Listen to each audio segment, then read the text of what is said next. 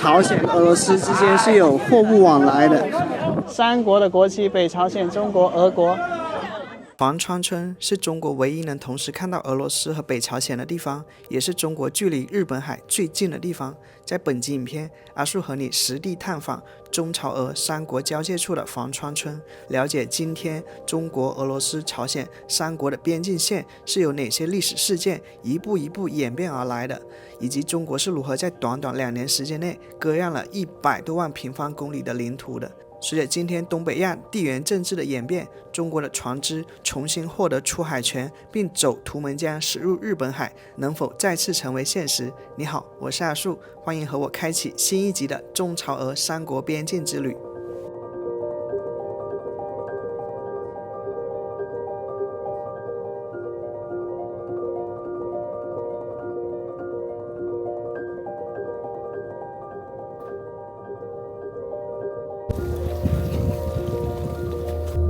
珲春国际客运站，买了一张票15块钱。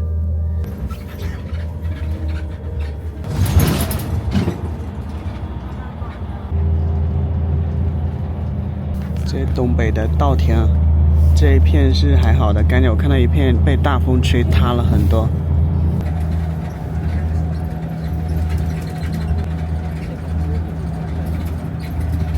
往前5分钟就到第一个景点了，因为那边没有卫生间，所以师傅把我们停在一个村子里面啊。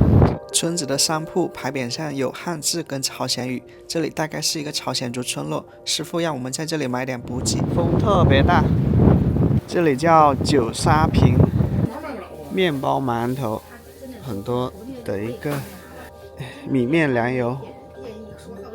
院子里有菜地啊，然后家里已经收纳了一笼又一笼的稻谷了。这里属于延边朝鲜族自治州珲春市晋信镇九沙坪村啊。然后这个咱们跟前这个高大建筑是咱们新建的口岸，朝鲜还疫情期间给咱们这儿耽误了，要不现在还都老口岸呢，这新口岸还没用呢。咱们珲春有3座口岸，一个对俄的，2个对朝的。这个可以算是在中国算是最大的对朝的陆路口岸，丹东那是铁路口岸。他们朝鲜离咱们这个最近的城市是罗先市，就在它朝鲜地位就相当于咱中国的深圳一样啊，是个比较发达的地区。但是满座城市就一个红绿灯，剩下都是女交警拿着大白棒子指挥交通。马上到咱们第一个景点了啊！咱们第一个景点是中朝大桥，你可以走到桥的一半，站在图们江上最近的距离看一看朝鲜啊。第一个景点中朝大桥，是1930年日本人建的一艘铁桥，那个桥头有中朝最后一块界碑119界碑，然后你走到那桥上，你有可能看到朝鲜当兵。那个在对面山坡有金三胖家族的别墅区啊。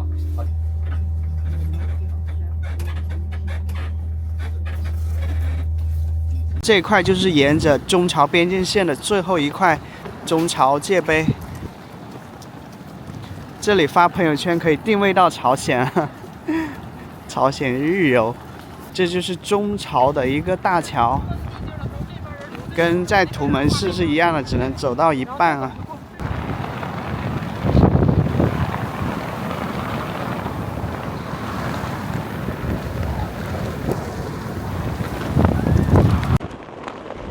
哦，我的天，这风太大了，我走路都被吹得摇摇晃晃的。上面写着朝鲜一日游啊。这个沙滩哦，来到了中朝的边界啊！只要你把脚往前迈一步，就到了北朝鲜，世界上最神秘的国家呀！眼前这一条中国跟朝鲜的界江图们江，全长525公里，其中前面的510公里为中国朝鲜界江，汇入日本海的最后15公里却是俄罗斯跟朝鲜的界江。这也是为什么中国已经离日本海那么近了，却没有出海权的原因。在珲春市，咱们能经常听到这样的历史故事。1858年，中俄签订了不平等条约《瑷珲条约》，中国痛失了黑龙江以北60多万平方千米的土地，而到了1860年签订的中俄北京条约，又使得乌苏里江以东珲春岭东南约40万平方千米土地及沿海地区都被沙俄占领，中国痛失东海。这个班车第一个停泊点啊，也就第一个景点叫国门之旅圈河口岸啊，它是25块钱。咱们来看一下，这里处在三国交界地带，中国、北朝鲜和俄罗斯。然后呢，我们待会儿就会去到这个龙虎阁这里，这里距离日本海呢只有10几公里啊。到了龙虎阁这里呢，就能看到东北边的俄罗斯以及西南边的北朝鲜。然后呢，图们江把这2个国家隔开来，我们站在龙虎阁，一眼望三国，甚至能看到10几公里外的日本海啊。此刻咱们要去的房川村是中国境内唯一因与俄罗斯、朝鲜接壤而构成的三国交界处，毗邻图们江的日本海入海口，有33.6公里长的边界线。随着瑷珲条约以及北京条约的签订，中国逐渐失去了远东日本海的沿海地区。之所以说中国失去日本海，这是因为在历史上，中国曾是日本海沿岸国。以1689年清政府跟沙俄签订的尼布楚条约为例，中俄以格尔毕齐河沿外兴安岭至海为界，以北属俄国，以南包括库页岛及日本海沿岸的大片土地属中国。国门正对面有一些这种海鲜、烧烤、俄罗斯、朝鲜保税商品。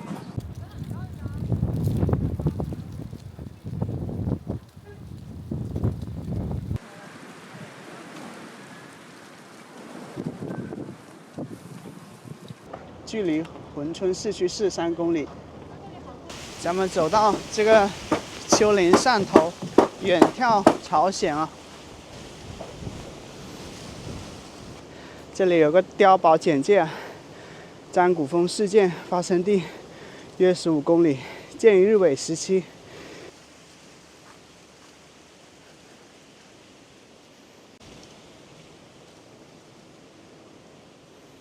这里是圈河国门的景区售票点，可以看到这里有朝鲜、俄罗斯出境办理，那个是因为以前的吧。现在朝鲜是没有开放任何的团队或者个人旅游的。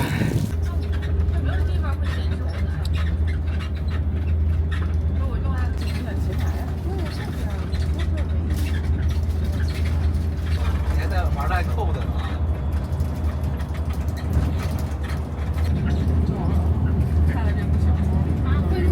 这里是第2个下车点啊，联合国世界公园，有朝鲜语跟俄语了，现在能看到俄语了哈 ，UN World Peace Center。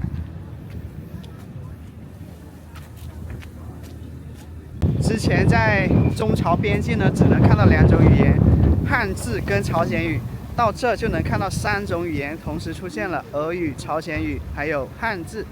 刚才咱们不是买了一张票吗？25块钱进了那个圈门口岸里面，我觉得性价比比较低啊。因为如果你去过长白线、去过图们线看朝鲜的话，你会发现在这个圈门口岸那里其实看不到什么。前面我们说到，在1858年到1860年，通过2个不平等条约，清朝失去了100多万平方公里的领土。但沙俄还不满足，其后派兵越界，侵占了位于珲春南部的中国领土黑顶子地方，设卡驻防。于是清朝派吴大成来珲春和沙俄谈判。吴大成不辱使命，成功将中俄的界碑从原来的沙草峰一带向东南沿图们江方向径直拓展了14公里，收回了珲春黑顶子地方，争得了图们江口出海权。吴大成在1886年争取得来的图们江出海权，后来又是怎样丧失的呢？咱们后面聊。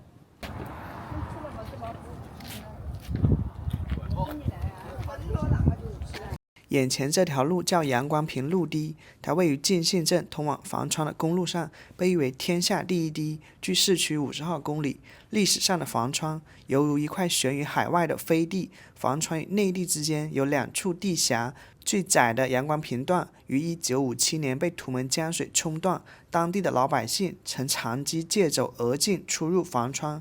1992年，政府投资500万建立了阳光坪路堤，经过挖石填江、填土筑路，在图们江中属于中国的领江上修建了一条长888米、宽8米的江堤公路。东房川村被称为中国的东方第一村，它位于吉林省珲春市晋信镇东南端，地处中俄朝三国交界地带，距离图们江入海口仅15公里，可以远眺日本海，东临俄罗斯哈山镇，南与朝鲜豆满江火车站隔江相望。村后为中俄界山张古峰。咱们可以看一下一眼望三国，它的一个成员票价77元，各种俄货批发。套娃、巧克力、饼干。咱们来看一下，我现在在这个游客中心这里房川景区售票处啊，一辆巴士会把你沿着这条路开到这个龙虎阁这里，这就是一个仿古的村落吧。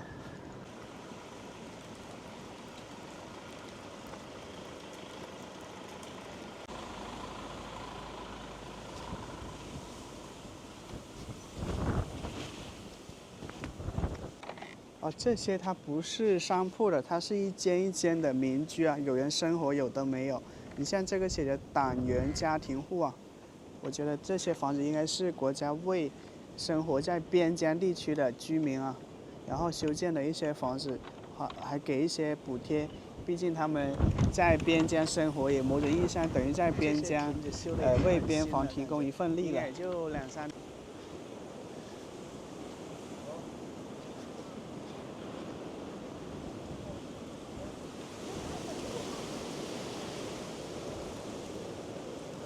像这一家民居改造成家庭式民宿啊，这里墙上写着严禁资助、容留、包庇和安置非法越境人员啊。朝鲜族家庭式民宿，种了一些茄子啊、青椒。因为是三国交界地带，这里很多的标语是与三国有关的，比如说燕鸣、闻三国、虎啸、镇三江。这个村子是挺漂亮的。这里鸟叫虫鸣的，就风声呼啸的，太刺耳了。你像这种柱子啊，通常是木柱的，它是朝鲜族的一个守护神啊，一般放置在朝鲜族村落的大门那里。这就是房川村被称为中国东方第一村的原因啊。刚才我还遇到2名日本游客，他们打了一辆出租车回珲春市，我这头都被这冷风把我头吹得都脑壳疼。这边是房川村啊，而在右边就是一个军事管理区啊，里面围墙上围着一些刺枪啊，听党指挥能打胜仗，作风优良。严禁未经许可在边境一线借江从事任何生产作业活动。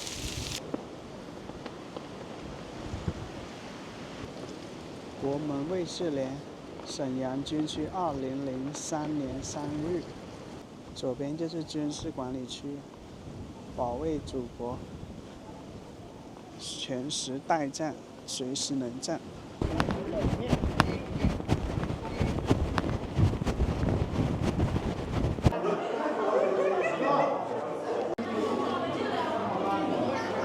77元，包括70块钱的龙虎阁的门票，以及7块钱的接驳车的一个巴车票。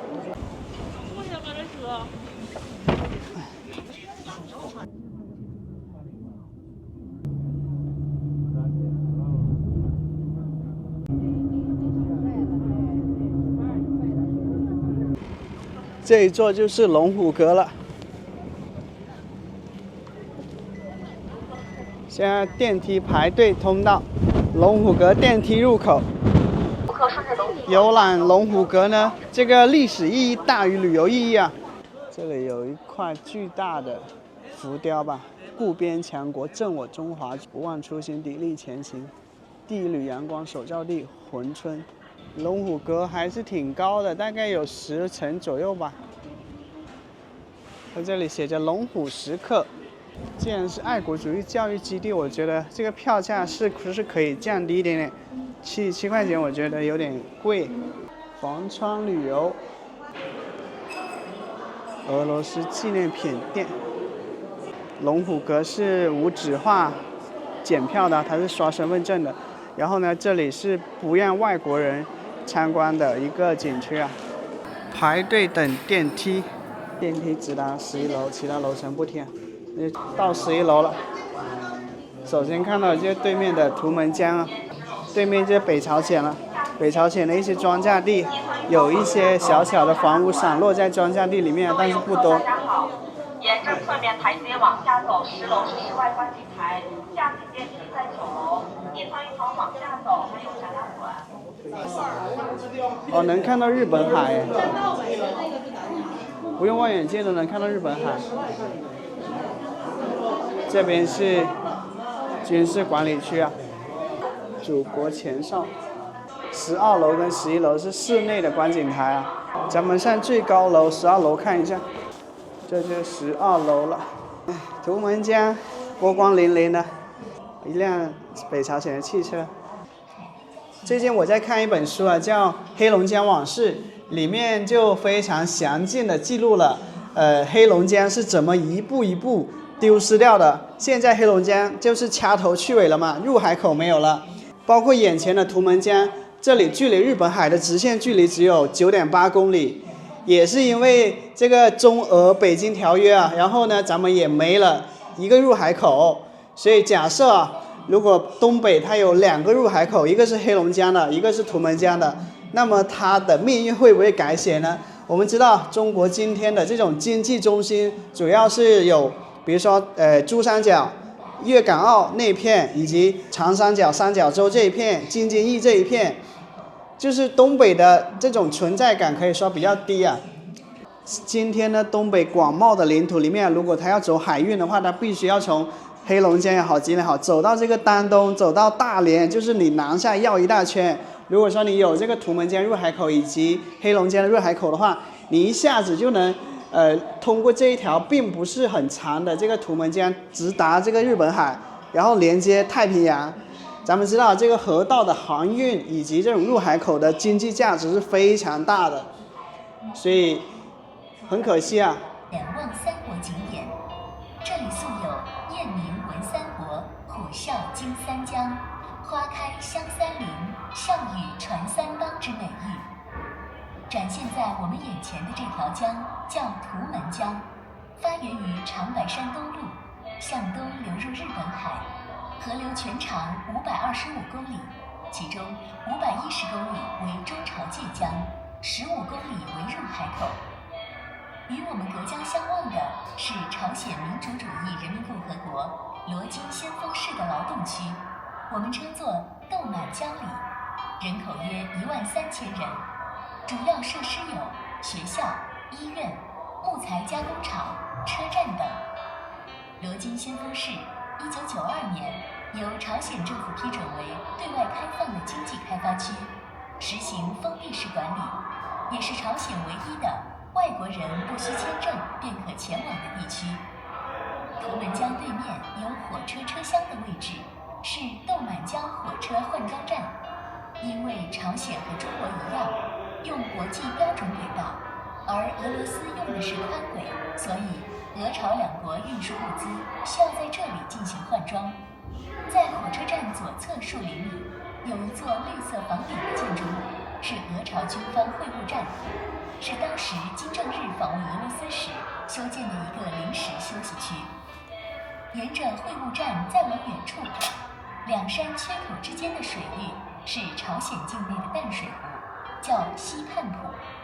在朝鲜最左侧的山头上有一座建筑物，是朝鲜的一眼望三国景点圣战台。前方横跨于图们江的大桥是俄朝之间唯一的陆路通道——俄朝铁路大桥，始建于1950年，1952年正式通车，长650米，宽8米，高11米。大桥铁架左侧高出的3节为俄方所有，右侧低矮的5节为朝方所有。在俄朝铁路大桥的左侧有个桥头检查站，有俄罗斯女兵在此检查来往于俄朝之间的车辆、人员、物资。沿着图们江而下15公里，便可进入日本海，离我们直线距离约9.8公里。根据1886年中俄珲春条约规定，中国籍船只有权通过图们江水面进入日本海，但1938年日俄两国在防春村附近的张古峰爆发战役，日军无力继续作战，双方签订停战协议后，随即封锁图们江口。从此，图们江作为重要的国际水上交通干线成为历史。俄朝铁路大桥的左侧，距我们站立点约800米处有一座白色小楼，是我军方的土字牌哨所。1886年，清朝督办边务大臣吴大成与沙俄勘界官员据理力争，使沙俄擅自立于洋馆平处的土字牌南移到这里，从而争回了被沙俄非法占据的黑饼子及旧信镇国土。绿色的铁丝网是我国的边防线，边防线外侧有一条大约1米宽的小路，是我军方的巡逻道。巡逻道有内沟和外沟，外沟就是国境线了。大家请看土字牌哨所的左侧，我们看到的居民区便是俄罗斯滨海边疆区的包德格尔纳亚镇，地形以丘陵沼泽地为主，另外还有一定面积的湖泊。包德格尔纳亚镇人口约800人，其中大部分是铁路工人，还有极少数的农民。前面广播提到，张古峰战役后，图们江被封锁。张古峰是中俄边境间的一个小山峰，海拔155米。张古峰事件，简而言之，就是苏联和日本的一场1938年7月到8月发生的军事冲突事件，发生地在中国东北的张古峰，现为中国俄罗斯的界山。咱们知道，当时日本通过傀儡政权满洲国控制了中国东北，跟当时的苏联在边界问题上发生了争端，并于张古峰一带打了10天的仗，而后日本提出停战。停战后，日本担心苏联通过图们江开展间谍活动或军事渗透，因此加强了对这一地区的封锁和控制。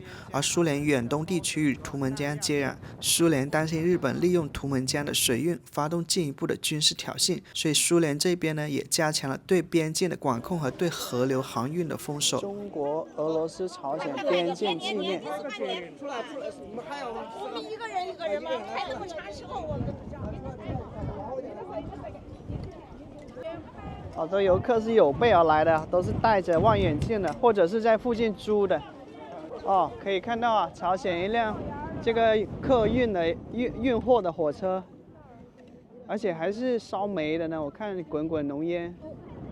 这列火车还有好几个车厢还在桥头呢，它的车头已经走到俄罗斯很里面的位置了，可见这一个北朝鲜开往俄罗斯的这个火车得多长啊！好幸运啊！一来就看到一辆朝鲜开往俄罗斯的运货的火车，跨过俄朝国境友谊大桥。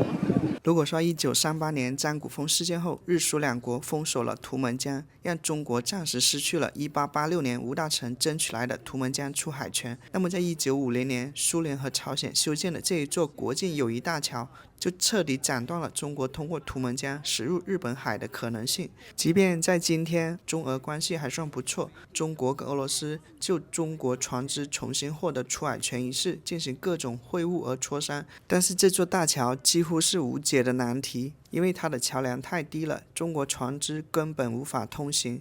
拆掉这一座桥似乎也是不可能的。朝鲜、俄罗斯之间是有货物往来的，所以国际有一些媒体就指责北朝鲜偷偷给俄罗斯提供武器。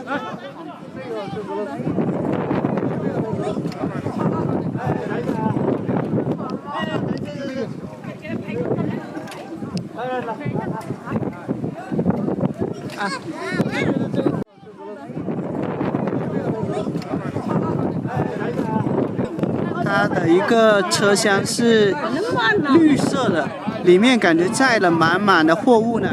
俄罗斯跟北朝鲜是铁哥们，因为他们有共同的敌人，敌人的敌人就是朋友。哎，这火车真的好长呀！2019年，朝鲜的总统金正恩曾出访俄罗斯跟普京见了一面。当时呢，他就是坐一辆装甲列车从眼前的朝俄国境友谊大桥入境俄罗斯的。左边呢是俄罗斯滨海边疆区，是俄罗斯唯一与朝鲜接壤的地区，两国沿图们江划分边界。而眼前这一座朝俄国境友谊大桥呢，是俄罗斯跟朝鲜唯一的陆路通道，两边分别是俄罗斯的哈山铁路支线哈山站和朝鲜豆满江线的豆满江站。我感觉这一辆火车光是过这一座桥梁都花了5到10分钟啊！咱们可见这个火车之慢，它的一个车厢我感觉有30-40个，甚至40-50个。可以看到啊，这一列火车它前面的7-8节车厢是绿色的，而后面的车厢是黑色的。现在这一辆火车就从北朝鲜来到了俄罗斯了，眼前就是俄罗斯的领土了。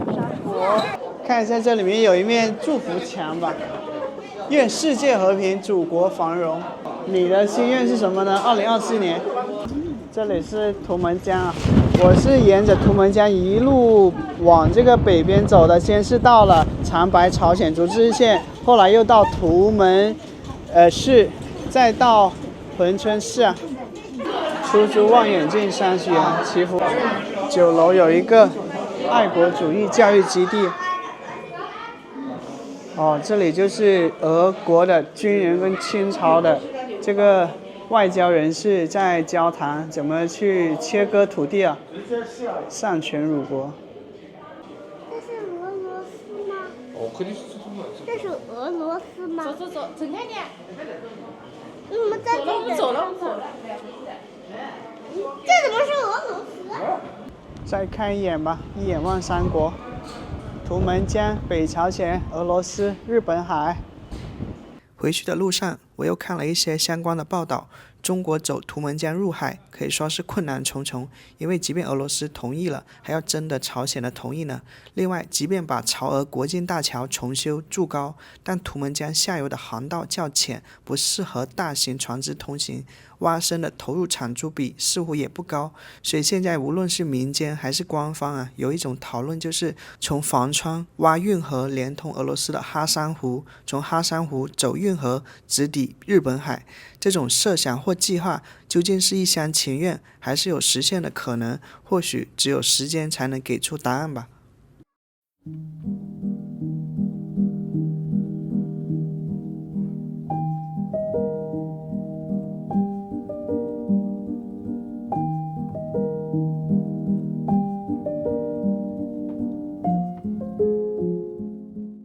这里有一家俄国餐厅，我刚上去看了，清一色都是俄国来的顾客。在街边发现了一家俄国餐厅吧，这里点了一个招牌酱骨头。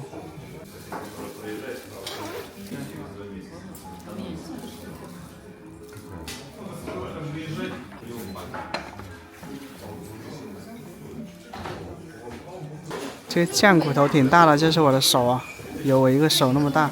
这里还有一个这种白菜吗？这里有一个黄瓜咸菜，一碗汤啊，32块钱。这里的餐厅服务员都是会说俄语的。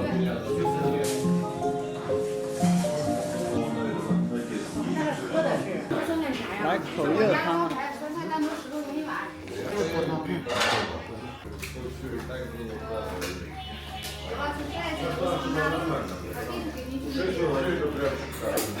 叫秘制酱脊骨啊，这个是有2块这个酱脊骨啊，一块有这么大。这是鲜肉做的，如果你23块钱那个排骨饭的话，就是冷冻肉做的。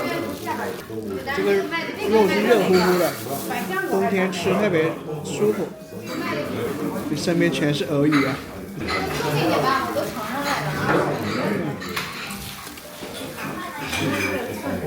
这个是东北的酸菜吧？这个酸菜特别酸，特别酸，挺解腻的。试一下这个烂黄瓜吗？只有这个是冷的。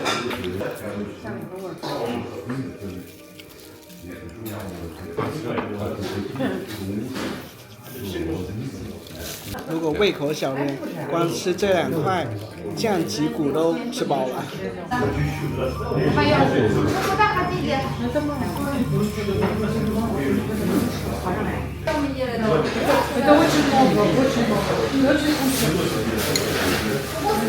你看这个。